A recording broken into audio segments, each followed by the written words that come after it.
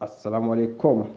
le 20/07/2020. أعوذ بالله من الشيطان الرجيم. وإذا تتلى عليهم آياتنا بينات قال الذين لا يرجون لقاء نأتي بقرآن غير هذا أو بدله قل ما يكون لي أن أبدله من تلقاء نفسي إن أتبع إلا ما يوحى إلي إني أخاف إن عصيت ربي عذاب يوم عظيم. سورة يونس آية أذكر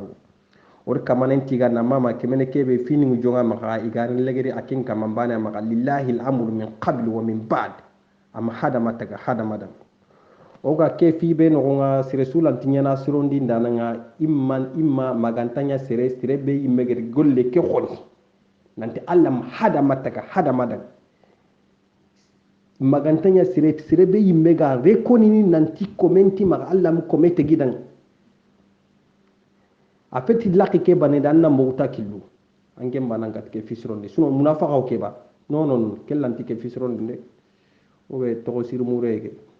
nani dar angi ka angi ka pa fankano nga gajanga no nga birim pankano kilma khasaqano anyi kapiya daru qalenki ammi kilekita da isa sa yigoni dunya ko sirondi ndano wala iton chagi so gonin ka kono ondani alla ayube kono donc oni gorindi o meri kallunko ketanke woni fi bana muru namma ngelo gere kharangen jo pasine ben Allah wara sasa o khara o gani kharangen nonga o gani yigande be gana khalsi be gani khayno danga anda so mun complanté anda racing na kato anda factory na nan tanyandi tugo danga anda kato kurle suno kharo ku baga no ni fet kharo ku ben ko no ko ni Allah diga me wona tringa ati ballanu ko wayda tutla alayhim ayatuna bayyinat atike ayunga na khari kama ayube bangantongini an sorom ko qala alladhina la yarjuna liqa'a nati bi qur'anin ghayri hadha an sorom ko kubeni gante alla gemmal lemma gonci manananti muhammad iti bi qur'anin ghayri hadha ando kharam potana na likengi fetike o fa bani sommenga kongini qur'ani kebe no ke fara ko ando fotana na li aw badiluhu bi annaka fara wanna din bakunu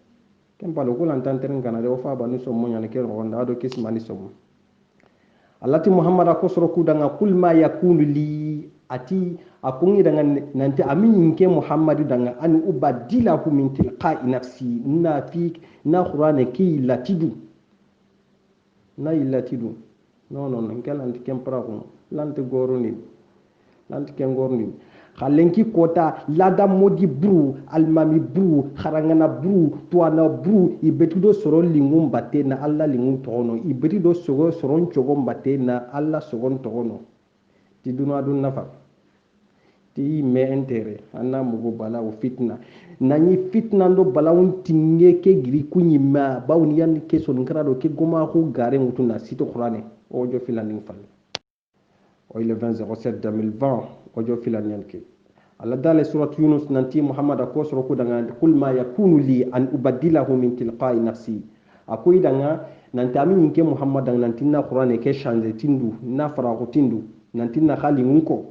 kentinge magare khodu wori soro beni gani dukhili daru nanti kun sunna nyaay kun farla nya almami bru lada modi bru kharangana bru iger fon tunya soro maka bid'a ngan nan to kunyi mantu ni bid'a ngede no ngay kunyi man kini bid'a pangen no nga lenki kota alla geri jarabe ponne yo tegni katiya ogeri foge be munafaqa huntu comme alla dalenga hasiban nasu an yutraku amanna ahasiba nasu an yutraku an yaqulu amanna wa hum la yaftanun tisoro kursi mananti kha na ko ila kheke bale nan to kuli mananga go kun islamini nya nan to wa hum la yaftanun nan to Allah interna khajara bi kota yo abo jarabe en ponleri de kubeni i khutbani nonga i misidu nonga indani fofo suko no kullu bid'atin dalala melenki kunyanti ni to goro kisman do fa bani mo be daru yoni kefini fankano no birim pankano nya kilma kasakano sasa yugo ni lesme duko fi tisirondi ndano angate fi sirondi kam alla ndike fi sirondi ni fukanke nyimana mbara ke fi anyimana rikoni fina nante alla hada mataga komenta maka digan kan ne ke bana fedde anna mota killu alla hada mataga aboy bu gafo su kono asu gare asu jambe asu jambe oti fir'auna di fir'auna o fir'auna ko mo so amu fange kuti serede am ji kuti serede am sigi serede o khakudun choke na kanga de almami buru lada modi buru ikuru ken kama ange nyankat yen almami kam almami donc khibare ben dañu do wakati ban nan xawna ndiga mu kenya kama xa khutuba nin kama me ka aye wurna khaya kama fofu sufe nata khurahu sapande karawute yahuda al yahudan binawu ibenda diga mo kanati maka ke ko de maka ke ken fitna ye nan to ko khakuni man fitna ke abo ku kure ibenda ya murnu na ngana mulo no kurundia donc oro kharanya 91 ans na lawra 2008 o kharam mobe angano kharam mo ontu agi financer mobe anda facture ndare singanari nanti andi gode finance no kendi malla ni odan na masala nati onanku sino yibe ganti mana tukinga donc amuna fakaw ke do anja ser so ne kenti fofo si surono on antu fofo si surono alla go tagana kota ba masara sirsu o diga munu mo yonkini ngam kuti kota be inshallah haron da mo o kitu ko inshallah yi sefene ke golle ontu walla sirsu danga de ontu walla sirsu danga abo khalan sirsu nene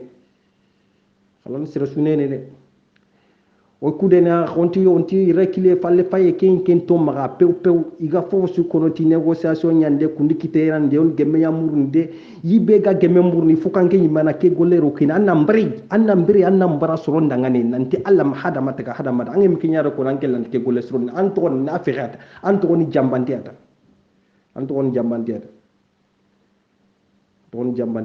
non donc kani ona bugulen ko na khasukuni ona khakuni golle nga kharso dome kharu salungen place ke falle ke place sunto magano ti saka mana khane khasro sikali assalamu alaikum